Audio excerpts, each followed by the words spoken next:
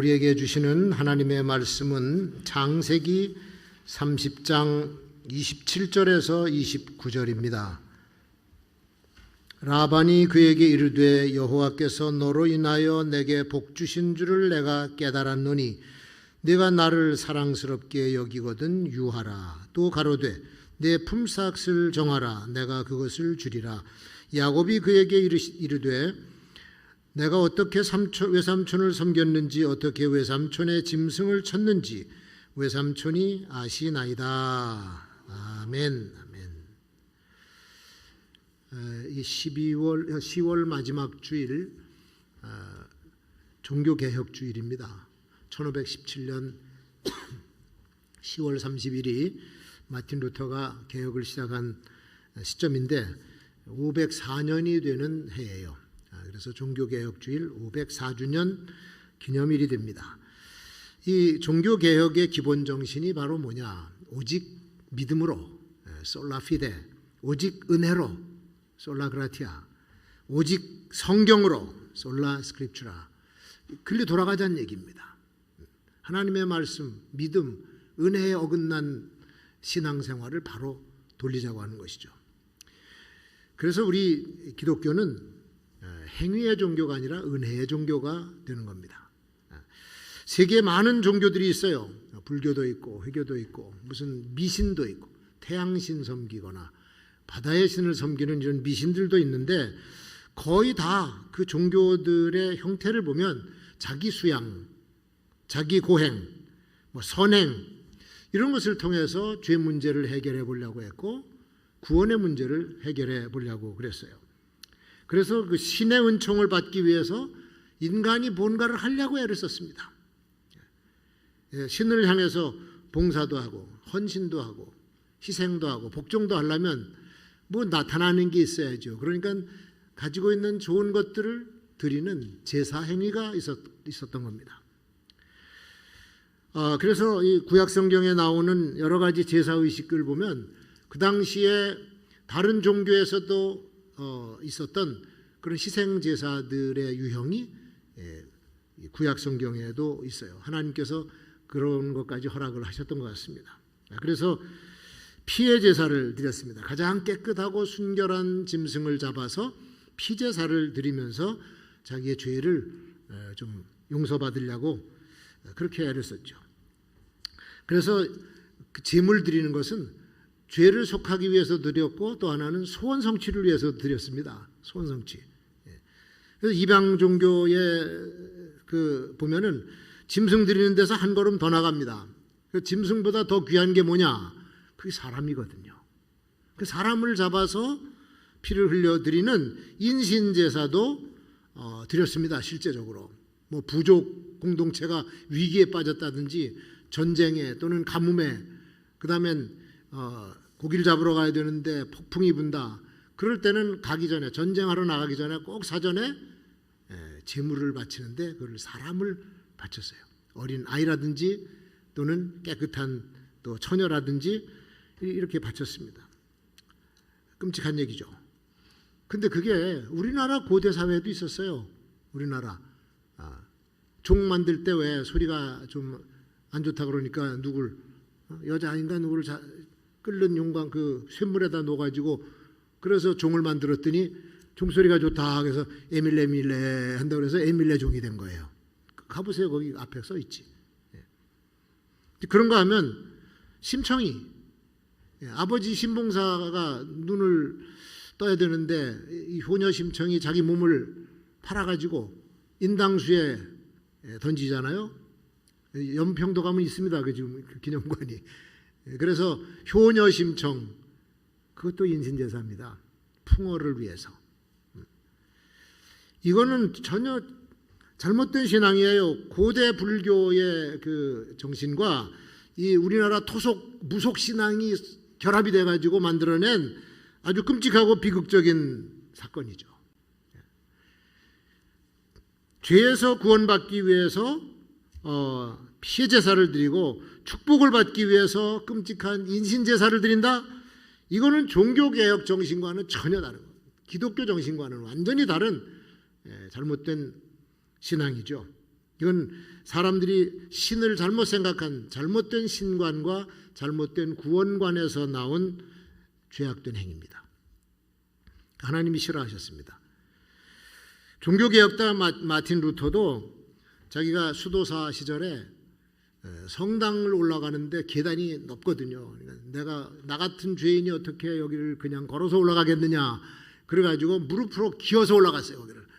그러기를 얼마나 많이 했는데 그래도 죄가 없어지질 않는 거야.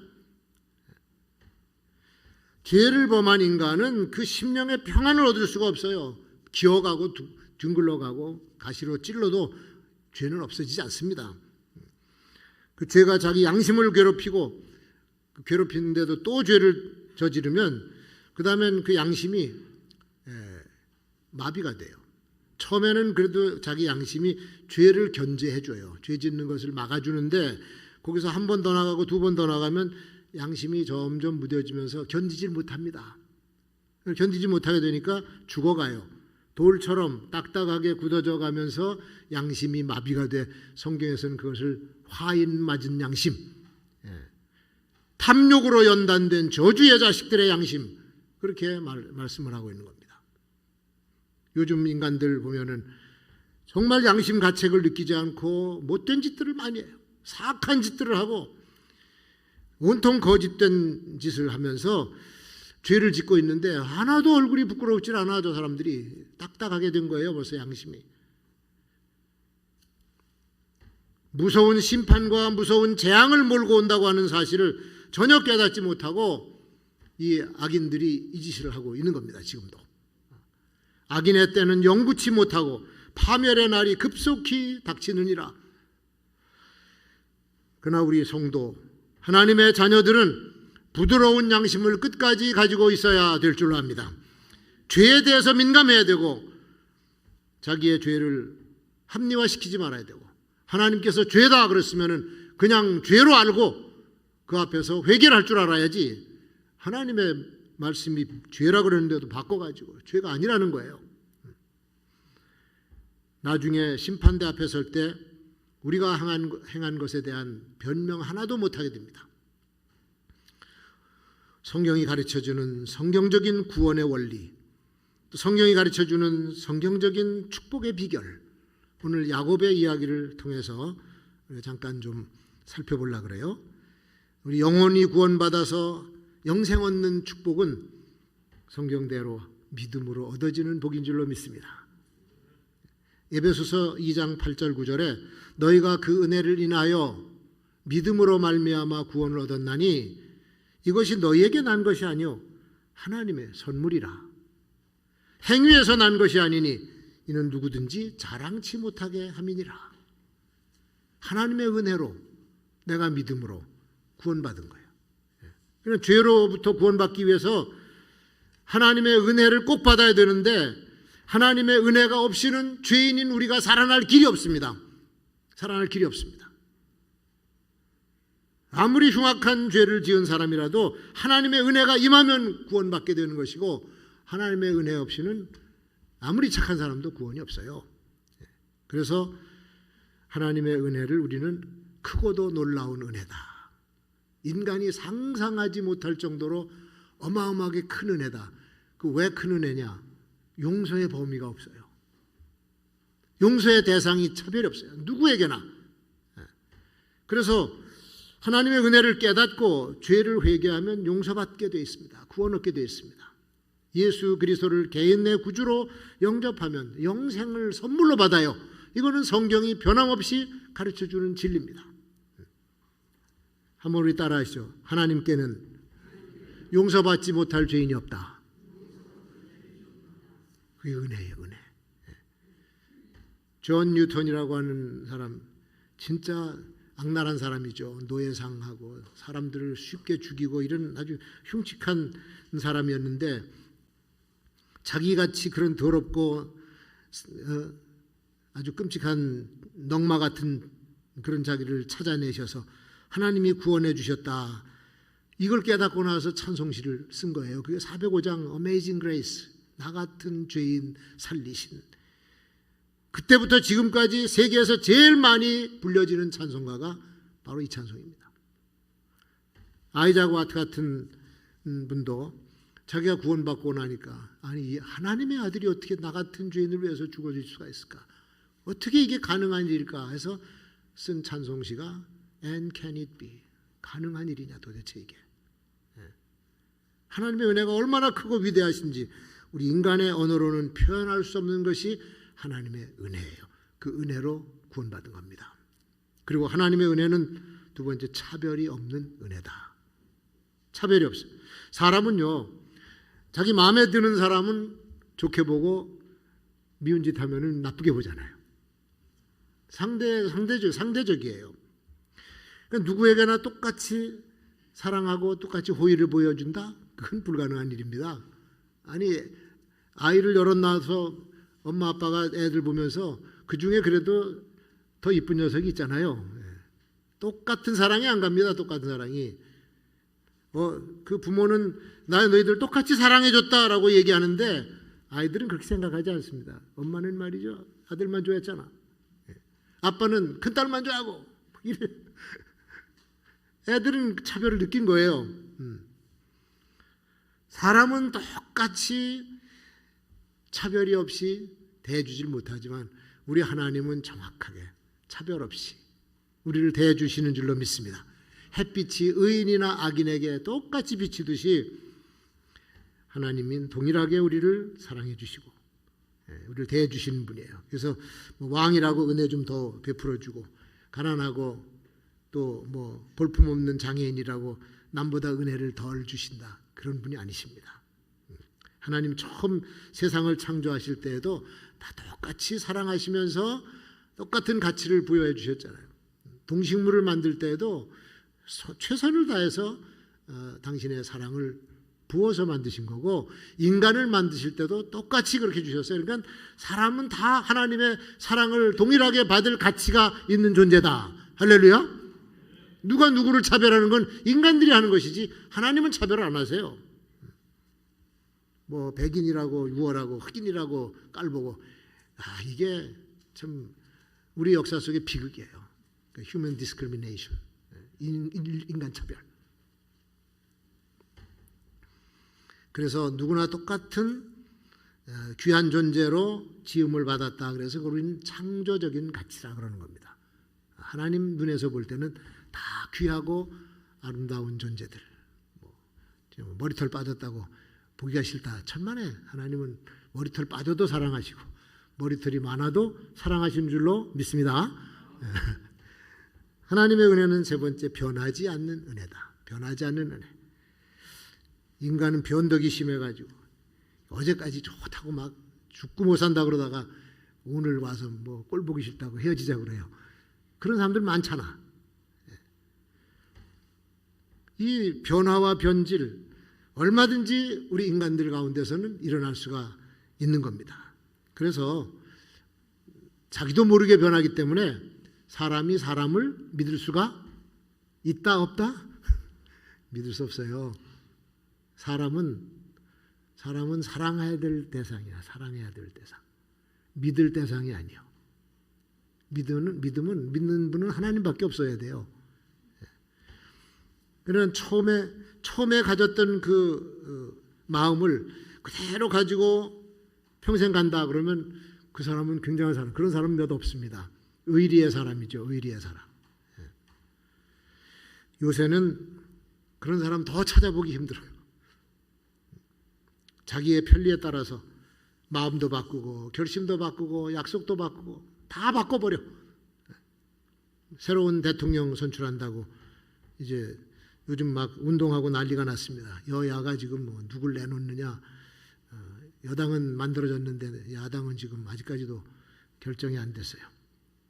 이제 둘씩 결정이 돼서 여러 명이 나와도 이제 대체적으로 2명이 옥신각신 붙더라고. 거짓말하지 않는 사람이 좀 됐으면 좋겠어. 믿을 만한 사람, 말한 것 공약을 좀 지킬 줄 아는 사람, 국민이 걱정하지 않아도 살 수 있는 그런 세상을 만들어줄 사람 누가 있나? 아무리 찾아봐도 보이질 않는다. 이게 이제 우리들의 고민이에요. 한 나라의 수장이 되면 그 나라의 법을 준수하고 국민들이 평안히 갈 수 있도록 그렇게 해줘야 되는 게 지도자의 책임이고 그 지도자의 어쩌면 은혜라고 봐요. 그런데 인간 지도자는 이게 변하는 거예요. 자꾸 바뀌는 거예요. 이게 어디에 따라서 바뀌냐? 사람들의 여론에 따라서 바뀌어요. 사람들이 자기를 지지해 줘야 자기가 지도자가 되고 지도력을 유지할 수가 있는데 지지를 안 해주니까 자꾸 인기가 떨어지면 언제 자기가 지도자가 됩니까? 그러니까 사람들이 막 소리 지르고 여럿이 와서 막 소리 지르면 그거 불법인 줄 알면서도 들어주려고 그래. 법을 바꿔가면서도 만들어주려고 그래요. 그러면 그게 나중에 가서 불법이 돼서 자기 그 자리에서 물러나면 바로 들어오거든. 바로 클레임이 들어오고 바로 조사 들어오고 감옥에 들어갈 수밖에 없으니까 그렇게 안 하려면 자기 편을 갖다 또 만들어서 세워야 되잖아. 옛날 역사부터 지금까지 그랬어요. 자기 안 죽으려고. 그러니까 이런 것 때문에 인간들이 수시로 변하고 바뀌고 공약을 맺고 조약을 맺어도 소용이 없습니다. 근데 만왕의 왕 대신 여호와 하나님 보십시오. 누구 눈치 보시는 분입니까 이분이? 아니 사람이 지지해 주신다고 하나님 노릇합니까? 절대 권위를 가지신 분이에요. 절대 권위. 그래서 당신의 이름을 걸고 말씀도 하시고 그 이름을 걸고 행동도 하시는 거예요. 하나님의 은혜는 그래서 언약의 형태로 나타납니다. 아브라함에게 주셨던 언약, 이삭에게, 야곱에게 주신 언약 절대로 안 변합니다. 한 번 약속하신 것은 끝까지 변개치 않으시는 은혜의 약속. 그래서 하나님께서 절대 권위로 명령하신 것은 절대 지켜야 돼요. 그걸 안 지키면은 그대로 심판해 버리시고 벌을 주세요. 지키면 그의 의를 따라서 보상을 해 주시고 아주 공평하신 분이지. 하나님을 믿는 사람들을 의롭다 하시고 그가 보내신 아들 예수 그리스도를 개인의 구주로 영접하면 영생을 보장해 주신다. 이거는 억만 년이 바뀌어도 변하지 않는 진리인 줄로 믿습니다. 우리가 구원받아서 영원한 생명을 얻을 수 있는 하나님의 은혜, 크고 위대한 은혜예요. 차별이 없는 은혜예요. 변하지 않는 은혜인 것이죠.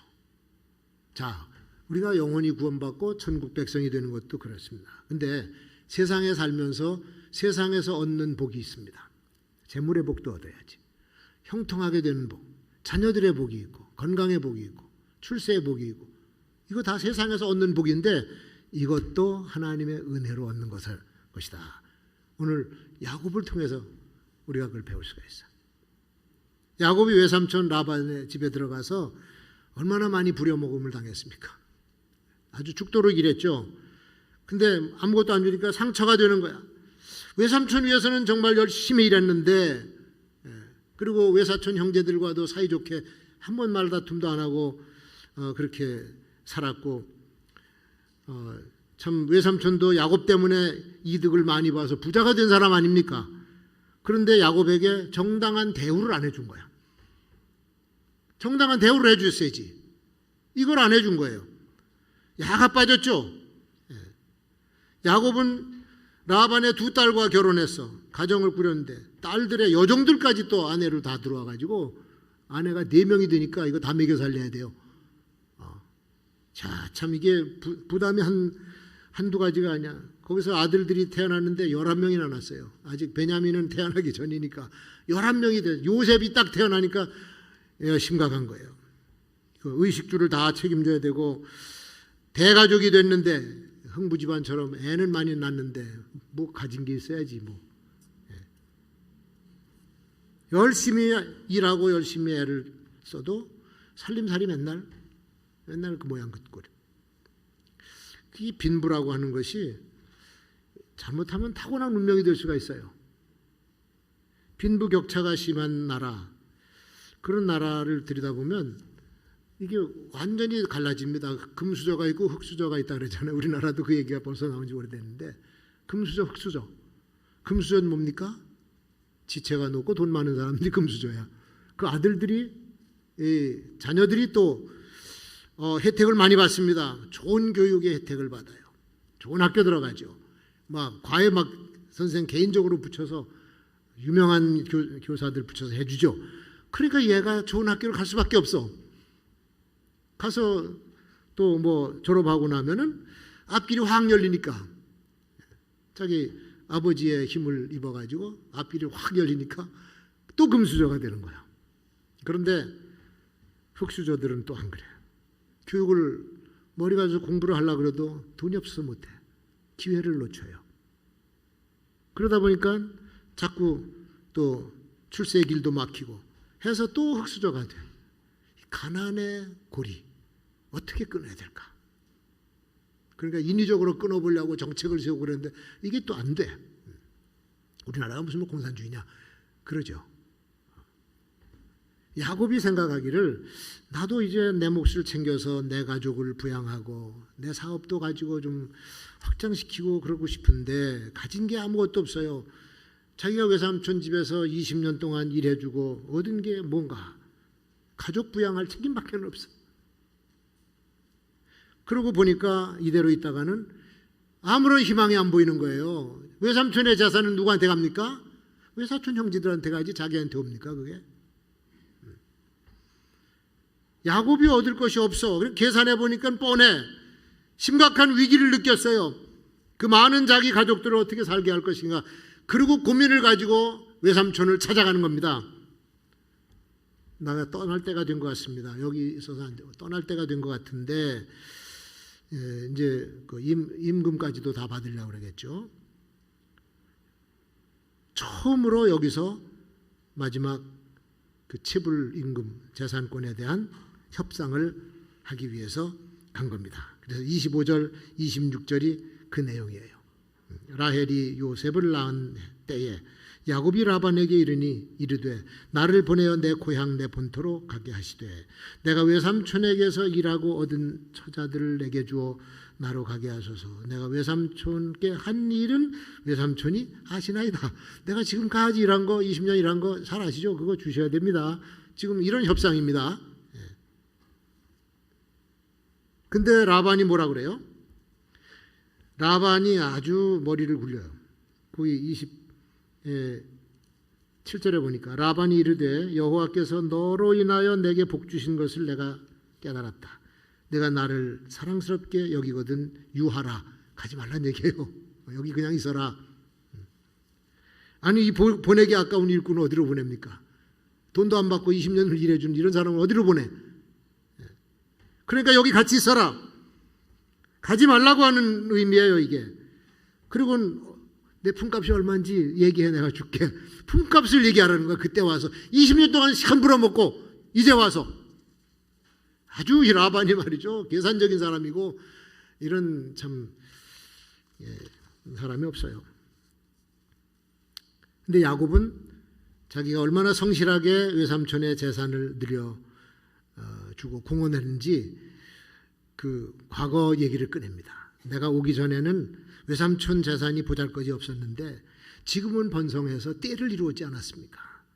내가 여기 있으므로 여호와께서 외삼촌에게 복을 주셨는데 나는 언제나 내 소유를 가지고 가족을 부양하겠습니까?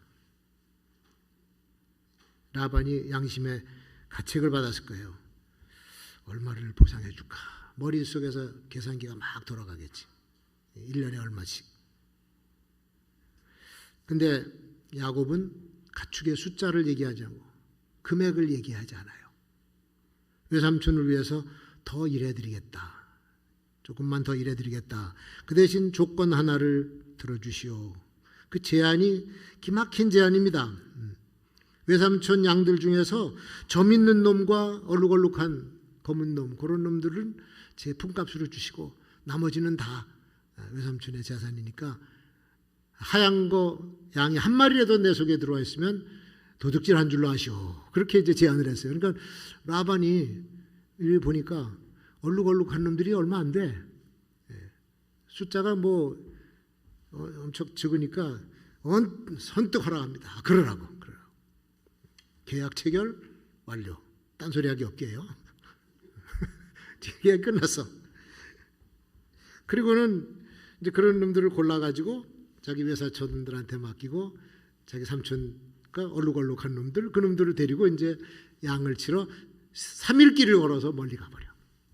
격리하는 거죠. 근데 진짜 재밌는 거는 37절부터야. 야곱이 버드나무, 살구나무, 신풍나무 푸른 가지를 꺾어서 그걸 껍질을 벗겨, 이렇게 하얗게. 그리고 그 물 흐르는 샘물 옆에다가 거기다 이제 세워놨습니다.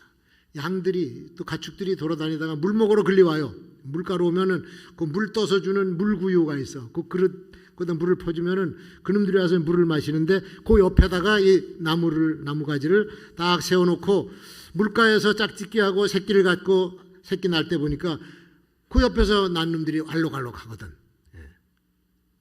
그래서 야곱이 튼튼하고 살찐 놈들이 올 때는 얼른 그 나무를 갖다가 그 옆에다가 세워가지고 거기서 새끼를 낳게 하니까 튼튼한 놈들이 새끼를 많이 얼룩얼룩하게 새끼를 막 낳는 거예요. 몸이 튼튼하니까 이 새끼가 또 새끼를 낳고 점점 빨리 증식이 되는데 이게 하얀 색깔인데 조금 나약해 보이는 것들은 얼른 치워버려 그거를. 그러니까 하얀 것을 낳긴 낳는데 야곱 거만큼 강하지 않거든요.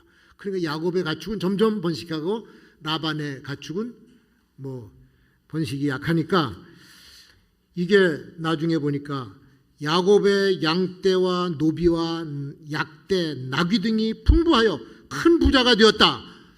그렇게 기록하고 있습니다. 아니 버드나무, 살구나무, 신풍나무 껍질 벗겨서 세워놨다고 그게 말이죠.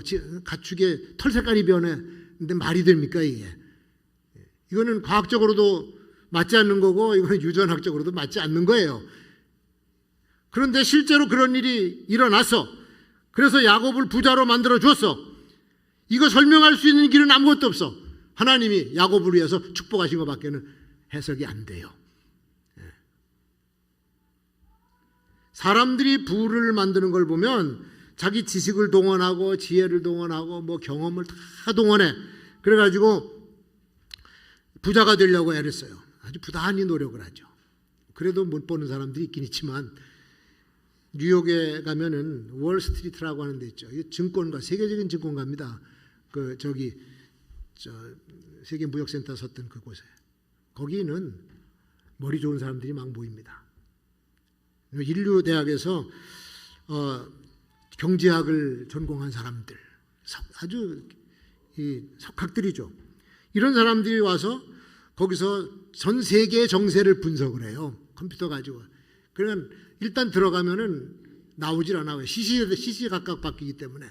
그래서 어느 나라에서 전쟁이 일어나고 어느 나라에서 뭐 좋은 일이 터졌다 그러면 그걸 분석을 해서 돈이 맞물려 있으니까 이 돈이 흐름이 그렇게 흐릅니다. 그거를 다 분석을 해서 그럼 투자자들한테 딱 내놓으면은 거금을 갖다 줍니다. 뭐 1,000억대가 아니라 수천억대를 갖다 집어넣어. 그리고 싹 내려갈 때 집어넣었다가 싹 정세가 바뀌어서 올라갈 때 싹 팔아갖고 차익을 내는데 이게 뭐 수백억이죠. 수천억이죠.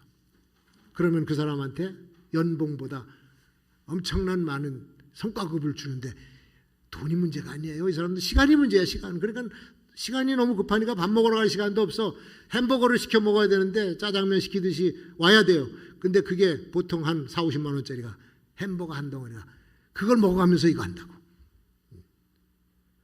근데 그런 돈은 누군가가 엄청난 돈을 벌면은 다른 사람들은 반대쪽으로 잃어버렸어.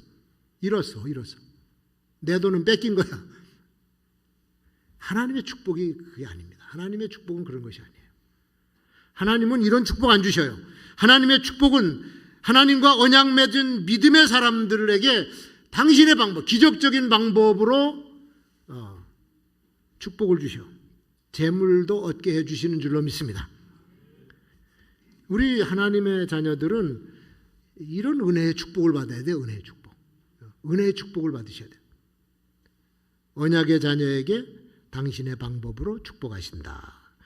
30절 말씀에 보니까 야곱이 이렇게 말합니다. 나의 공력을 따라 여호와께서 외삼촌에게 복을 주셨나이다. 그 나의 공력을 따라라고 하는 거는 이걸 번역을 해서 영어 성경에 wherever he has been, 그가 어디에 있든지 어느 곳에 있든지 이렇게 나와요.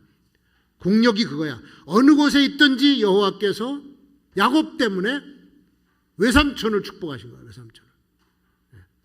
야곱 때문에. 그러니까 야곱이 간 곳에 하나님이 따라가시면서 하나님 복을 주시는데, 하나님이 거하신 곳에는 복이 임하게 되어 있습니다. 오벳에돔의 집 보세요. 하나님의 법궤가 들어가니까 그 집이 복을 받은 거야. 야곱을 따라서 외삼촌의 집으로 하나님이 가셨어요. 그러니까 외삼촌 집이 얘 때문에 복을 받았어. 그리고는 당신의 언약한 야곱을 그냥 놔두시겠냐고, 어떻게 하든지 복을 주셔서 데리고 나오신다고 약속을 하셨는데, 그래서 최선을 다해서 뼈가 부서져라 일하면서도 외삼촌의 집에는 복을 안겨줬는데 정작 외삼촌으로부터는 받은 게 없어, 하나도. 그렇다고 돈 달라고 그러지도 않았어요. 라반에게 재물을 구하지 않았는데 하나님께서 만들어주신 재물을 보니까 라반 것보다 훨씬 더 많고 훨씬 더 튼튼하고 훨씬 더 안전이 보장된 재물을 주신 거라, 그런 얘기죠. 하나님께서 야곱에게 안겨주신 이 부자의 축복은 세상 어떤 재벌의 축복보다도 더 귀하고 값진 축복입니다. 남에게 빼앗은 축복도 아니고, 남의 것을 속여서 가진 것도 아니고, 자기에게든지 남에게든지 유익한 재물을 하나님께서는 주신 거예요. 이런 축복은 오늘날 지금도 약속의 자녀인 우리들에게 은혜의 축복으로 주어지는 줄로 믿습니다.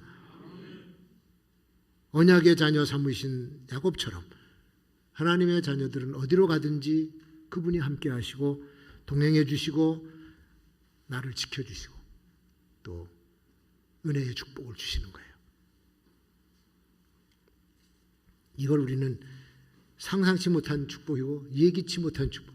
이상하다, 어떻게 내가 이런 축복을 받았나, 이거 어떻게 된 거야, 나는 돈도 하나도 없는데 어떻게 이런 축복을 받았지. 그런 축복이에요. 그런 축복. 여러분 이런 거 받고 싶지 않으세요? 남의 거 속여서 뺏으려고 그러지 마세요. 안 주려고 그냥 바득바득, 그렇게 막 하지도 말고, 라반 줄 거 다 주는 거야. 노동력도 주고 다 줘.